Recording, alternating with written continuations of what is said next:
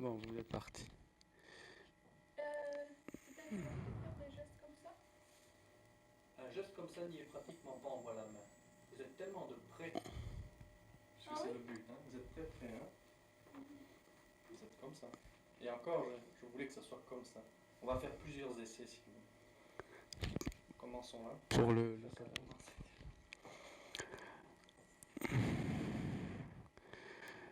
Du point de vue de l'attitude des gens dans la classe,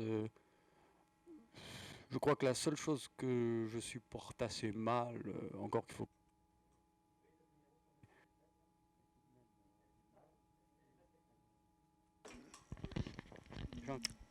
Bon, oui, alors la psychologie de l'amour, comme je disais, c'est extrêmement compliqué.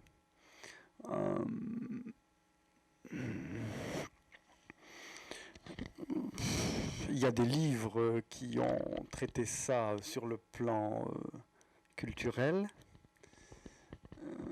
c'est-à-dire en étudiant les formes de développement de l'amour au long des siècles.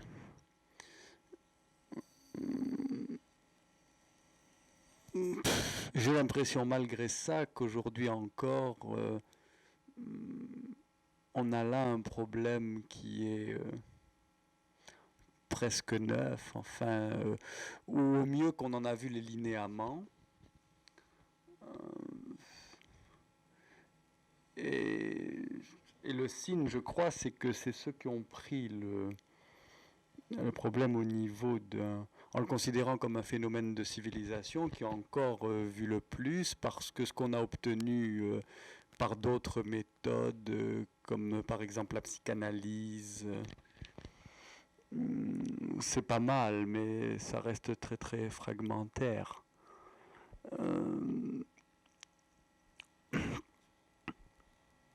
Ou alors vous avez des essais brillants comme celui de Stendhal, mais en fait c'est pas tellement théorisé.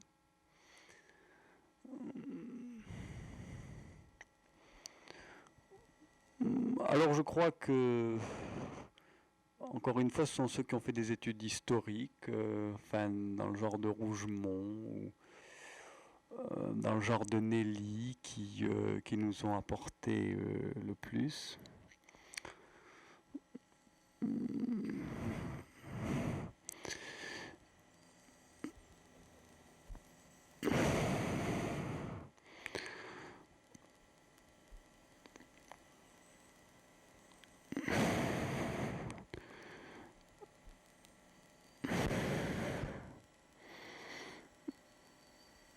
Maintenant, il est certain que ça se passe à un niveau où finalement, encore une fois, on reste tellement dans les généralités que on ne passe pas les stades de concrétude suffisants pour que on puisse nous-mêmes, en quelque sorte, nous aider de ces théories pour nous comprendre dans nos propres réactions amoureuses. C'est-à-dire qu'on reste à peu près à ce niveau de rapport à l'amour qui peut s'exprimer enfin, par la formule de Shakespeare, sur laquelle l'amour est trop jeune pour accéder à la conscience. C'est-à-dire que l'amour reste encore un phénomène qui est assez loin de la conscience, malgré tous les efforts d'ordre intellectuel qui ont été faits dans ce sens. Alors bien sûr, en gros, on peut dire que c'est essentiellement à partir du début du 19e siècle que on a cherché à mettre au point une doctrine purement profane ou anthropologique de la femme. Hein, et donc où on a parlé d'analyse de l'amour, c'est-à-dire donc d'un savoir proprement humain sur une chose proprement humaine, et qu'avant ça, en gros, il n'y a jamais eu de doctrine de l'amour qui ne garde un élément mystique ou qui ne s'insère spontanément, sans même qu'on y réfléchisse, dans une logique proprement religieuse.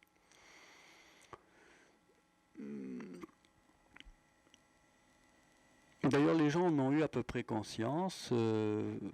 Par exemple, Stendhal est presque caricatural là-dessus. Il dit, bon, ben, il y a une certaine doctrine de l'amour courtoise qui s'est développée pendant des siècles, etc., qu'il admirait beaucoup d'ailleurs, pour des raisons qu'il ne voyait pas lui-même très bien. Et puis, ça s'est arrêté en 1734 en Italie, à peu près quelque chose comme ça, quoi. En fait, effectivement, ça disparaît à peu près vers la fin du XVIIIe siècle.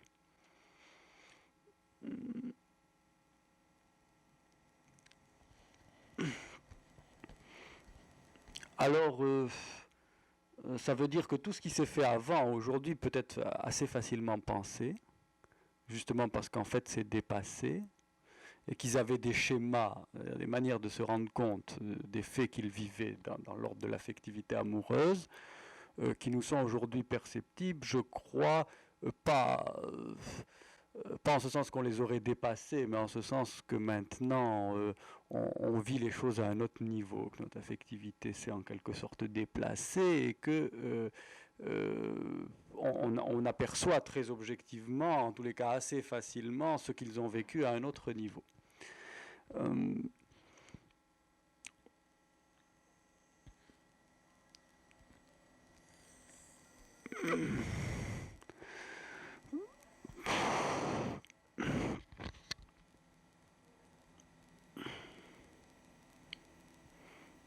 Alors de ce côté-là, je crois que bon, la doctrine a besoin d'être précisée, mais que on n'est pas loin d'être au clair. Le phénomène, le premier phénomène, le phénomène patent, c'est évidemment le phénomène de la courtoisie, qui arrive en Occident vers 1140, qui est probablement quelque chose qui a été hérité, assez peu transformé des Arabes, c'est-à-dire d'un mode de mentalité qui avait d'abord été développé dans l'islam.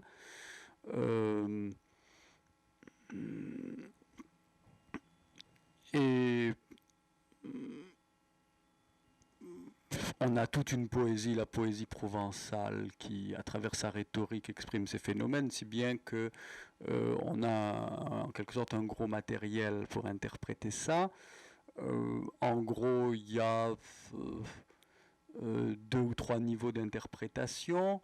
Il y a ceux qui se réfèrent à des changements de mentalité très très globaux dans le sens de transformation de l'esprit d'un peuple. Alors c'est le genre de Rougemont qui dit en somme, bon, eh bien, à partir du moment où la catholicité, enfin l'Église s'installe, devienne puissante, ce qui est effectivement l'époque où cela se produit, ces formes de mentalité deviennent dominantes et elle développe donc une certaine forme du sentiment, et le sentiment amoureux de la catholicité ne se sépare pas de l'institution religieuse, et cette institution, de l'institution maritale, du mariage. Or, cette institution maritale, évidemment, entre en conflit avec la passion amoureuse proprement dite, d'abord en ce sens très évident qu'elle est ennemie de toute réglementation, de toute mise en ordre et ainsi de suite. Et ensuite, dans ce sens plus caché, que la passion se développe toujours sur un mode de représentation du monde manichéiste, c'est-à-dire avec un bien et un mal très séparés, représentant des niveaux différents, et pratiquement le monde de la vie, de la réalité, de ce qui peut se réaliser étant toujours marqué au sceau du mal, et au contraire ce qui se fait bien ne pouvant exister que en dehors de la réalité. En dehors du monde. Donc il ne peut y avoir de passion véritablement vécue que dans la mesure où l'être passionné devient mystique, c'est-à-dire met l'essentiel de son existence affective en dehors de ce qui se passe dans le monde pour lui. Et donc, corrélativement, nécessairement,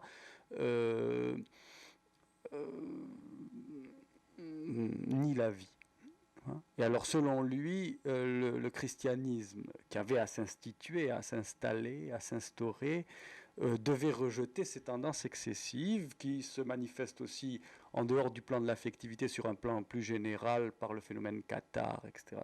C'est-à-dire des formes de vie religieuse qui seront rejetées comme hérétiques, et de même que le catharisme est une espèce d'hérésie du christianisme, et à juste titre selon lui, la passion est une hérésie du sentiment amoureux véritable qui normalement doit s'embrancher dans le sens de la conjugalité, de la paternité, de la grand-paternité, ainsi de suite, ainsi de suite. Donc, voilà comment il voit les choses. C'est une thèse forte, qui développe ensuite un peu maniaquement à travers l'étude des différentes littératures, qui seraient que des développements plus ou moins déchus n'est-ce pas, de ce conflit primitif qui serait venu à l'état de crise qui aurait éclaté au milieu du XIIe siècle. Alors là, c'est nettement moins fort parce qu'il est dans cette mentalité faiblardo-religieuse par laquelle on considère qu'un événement essentiel s'est situé à un moment donné, qu'ensuite tout ce qui se passe après ne peut plus être que développement, chute, réactivation, mais qu'en quelque sorte l'essentiel s'est dit à un moment et que des siècles plus tard ne produisent plus rien, mais sont pris tout à fait dans un schéma par rapport auquel ils avancent, ils reculent, sans véritablement sortir de quelque chose qui s'est déjà dit quant à l'essentiel. Bon, alors donc, ça, si vous voulez, c'est un premier niveau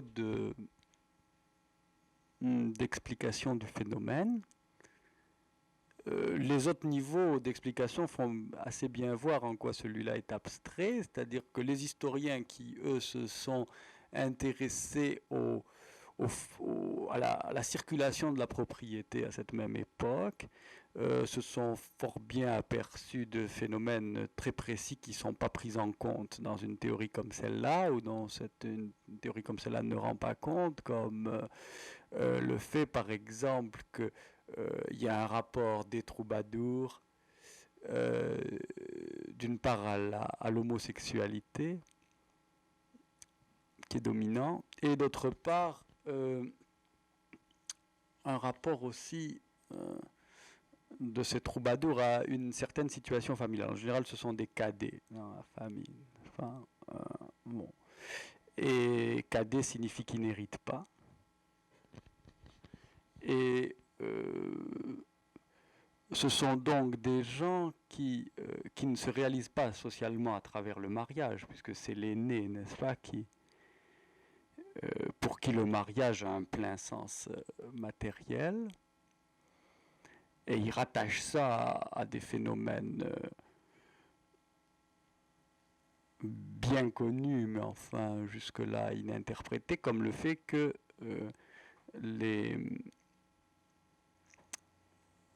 cet amour est donné comme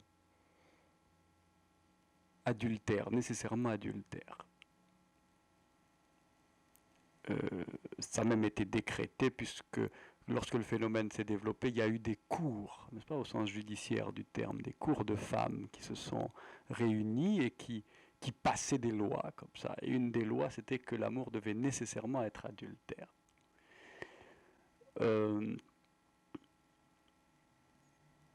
Alors donc, il s'agit bien en quelque sorte des exclus de la propriété qui sont concernés au premier chef par le développement de ce sentiment. On peut aussi noter, en allant dans le sens de Rougemont, mais en allant plus loin que lui, que le fait qu'il y ait une simultanéité entre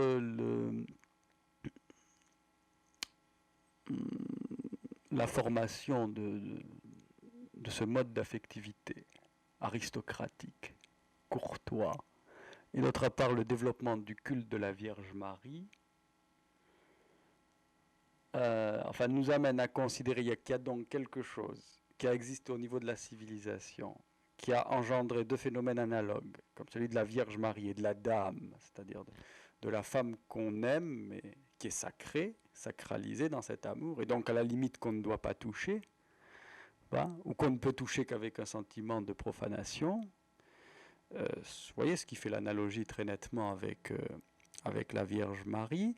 Alors, il y a eu donc nécessairement une causalité au niveau de la société globale qui fait que il y a pu avoir deux phénomènes analogues, dont l'un a concerné l'aristocratie et le peuple, et d'autre part, il y a quand même une différence dans la réaction des classes, puisque dans les deux grandes classes de la société de l'époque, en somme le paysanat, et puis un début de bourgeois, de gens des villages, etc., et d'autre part l'aristocratie, ça ne donne pas quand même le même phénomène, un phénomène identique.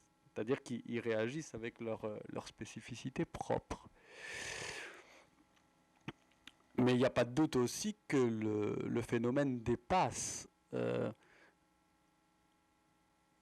une causalité qu'on rapporterait seulement au fait de l'aristocratie ou au fait de la paysannerie, puisque ce phénomène dure et perdure au-delà de la présence de ces classes comme classe dominante, enfin occupant toute la scène pratiquement. Il n'y a pratiquement que, puisque le clergé c'est encore autre chose, cet égard. Bon, alors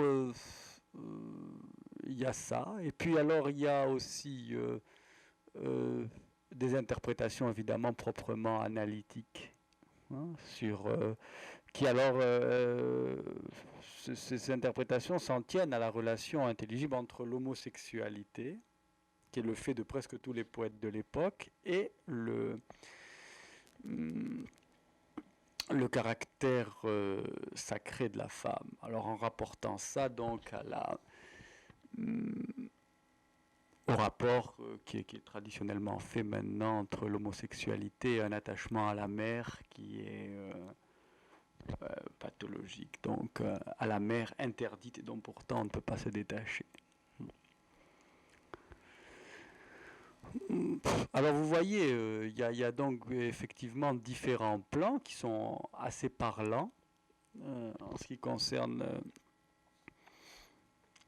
la psychologie amoureuse, mais encore une fois j'ai l'impression que nous on est engagés dans des phénomènes qui sont encore beaucoup plus complexes que tout ça, qui se sont développés à partir du début du 19e siècle.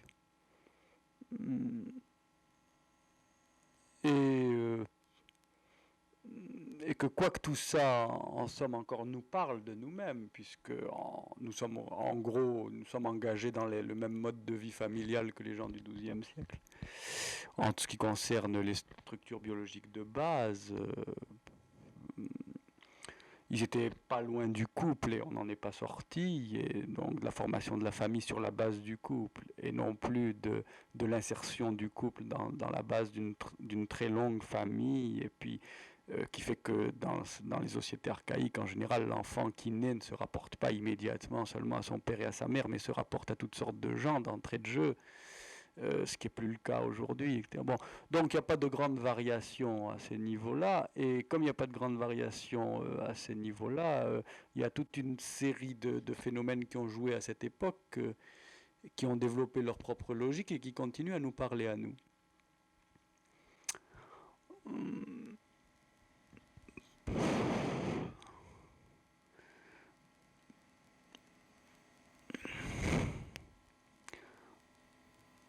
Alors moi,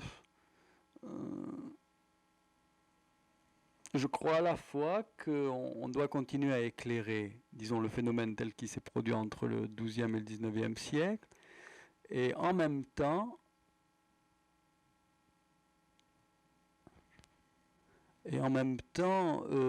trouver des modes d'analyse encore plus raffinés pour les phénomènes qui se sont développés à partir du XIXe siècle.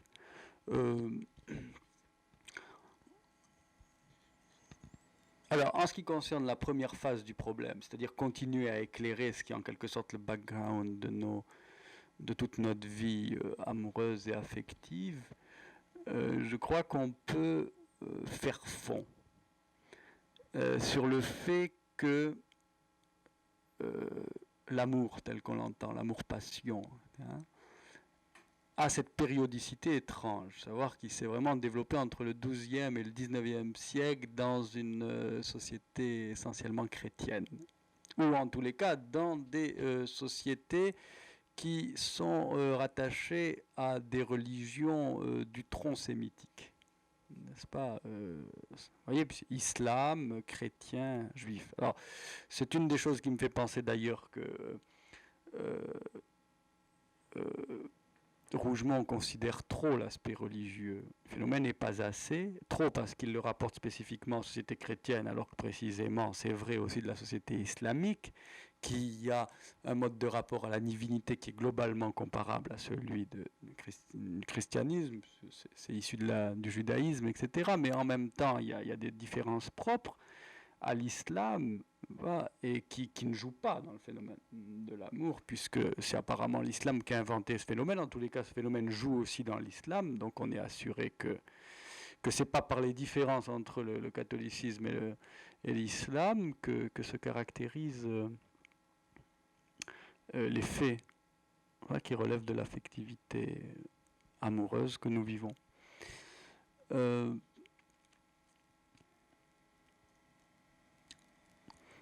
Alors, à ce niveau-là, moi je crois donc que